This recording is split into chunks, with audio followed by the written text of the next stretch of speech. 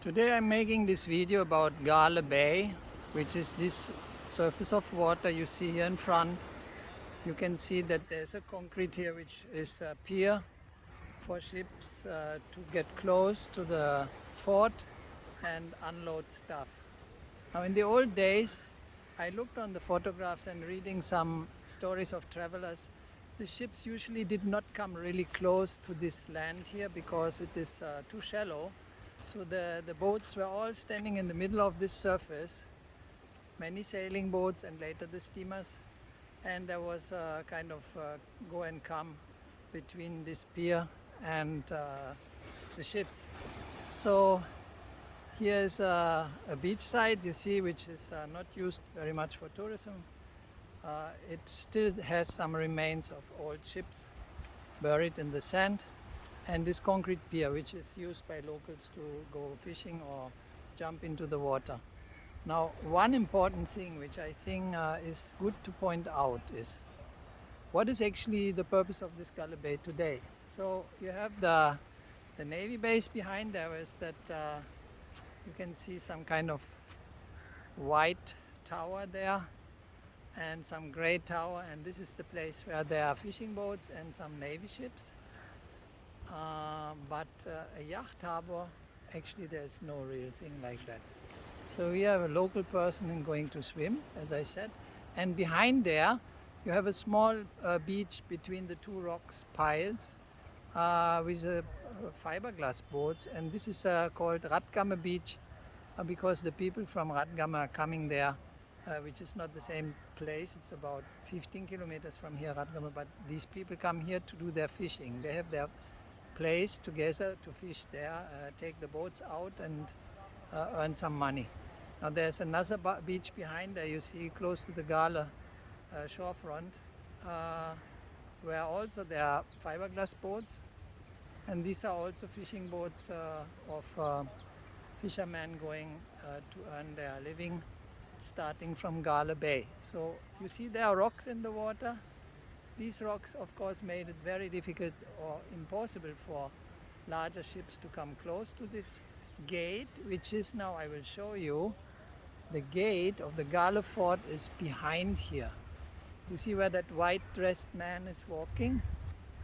Behind there is the main gate of the fort since the Dutch created that gate. So I have another video you can see which shows the gate, so I don't walk the back there.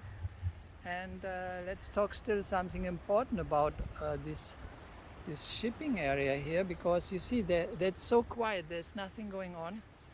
And this is like this of course since a long time, because Colombo took over the passenger traffic starting already around 1900. So people who used to come from Europe and other places of Asia going forth and back, they did not anymore come here, but they went to Colombo first. There were still ships coming here, but the decision was taken also already in Ceylon that this harbor should not be anymore getting some investments to be an international passenger hub. And of course today we have a very interesting situation, that is that Sri Lanka is I think you can put it in the comment section, the only island with some consistent quantity of inhabitants which has no passenger ship service for anybody. So this is not like this only in Galle, it's like this in all places. So this video is done in 2022. So look at this, there's no more traffic for passengers to Sri Lanka since years. Now this is a decision taken by some people who I think in England or in any other place where there's an island, they wouldn't last long as a government. But my channel is not a political channel, it's a channel about traveling. So you have to know that to Sri Lanka right now there is no way to go by ship for in and out. You have the airport, that's all.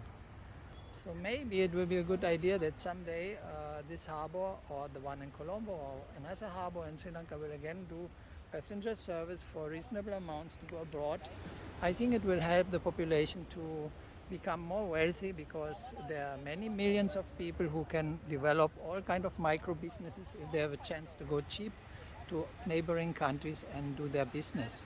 Also traveling, of course, because Sri Lankan people have a problem with their passports. They cannot really travel easy, which is another point I will address in this video now, just to have it done. Even many people will not look at it, but you see, the tourism is not a fair trade business, because the tourism is actually something which is good for people who have passports who can travel easy. And you know, your passport, you can probably travel easy, but if you are from Sri Lanka, you won't travel to many places easy. It's all difficult because the ranking is too low. What does it mean? But the Sri Lankan people which you will meet in the holidays, also in this location here, they will all dream about traveling like you, but they won't. So this is unfair trade, because actually you get the chance to enter the country on the 30 days and you are welcome, but your country will not welcome the inhabitants of this country on the same base. So let's have it said. I think sometimes I have also to do such comments. The unfair tourism business, I don't say unfair for foreign tourists, but for the local tourists who want to go abroad, they can't. And even they don't have a ship to go anywhere, which makes it even much more difficult, because there are some older people and family guys, they want to go with all their kids to some small place for a weekend abroad, and they won't do it because it's far too unbearable to squeeze everybody in a small airplane.